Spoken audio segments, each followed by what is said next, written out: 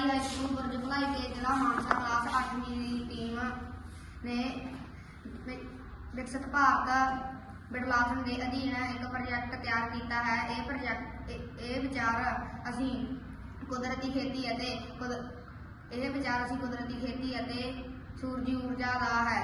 ਸੂਰਜੀ ਊਰਜਾ ਦੀ ਮਦਦ ਨਾਲ ਅਸੀਂ ਸੋਲਰ ਪੈਨਲ ਲਗਾ ਕੇ ਊਰਜਾ ਪੈਦਾ ਕਰਕੇ ਬਿਨਾਂ ਪ੍ਰਦੂਸ਼ਿਤ ਤੋਂ ਖੇਤੀ ਲਈ ਪਾਣੀ ਦੀ ਵਰਤੋਂ ਕਰ ਸਕਦੇ ਹਾਂ। ਜੈਵ ਖੇਤੀ ਇਹ ਉਹ ਖੇਤੀ ਹੁੰਦੀ ਹੈ ਜਿਸ ਵਿੱਚ ਕਿਸੇ ਵੀ ਤਰ੍ਹਾਂ ਦੀ ਰਸਾਇਣਕ ਖਾਦ ਜਾਂ ਰੇਹ ਸਪਰੇਅ ਦੀ ਵਰਤੋਂ ਨਹੀਂ ਕੀਤੀ ਜਾਂਦੀ, ਜਿਸ ਦੀ ਵਰਤੋਂ ਨਾਲ ਖਰਚਾ ਘਟਦਾ ਹੈ ਅਤੇ ਅਸੀਂ ਤੰਦਰੁਸਤ ਰਹਿੰਦੇ ਹਾਂ। ਕਈ ਸਾਰੀਆਂ ਰਸਾਇਣਕ ਖਾਦਾਂ ਅਤੇ ਰੇਹਾਂ ਸਪਰੇਆਂ ਦੀ ਵਰਤੋਂ ਨਾਲ ਬਿਮਾਰੀਆਂ ਪੈਦਾ ਹੋ ਰਹੀਆਂ ਹਨ।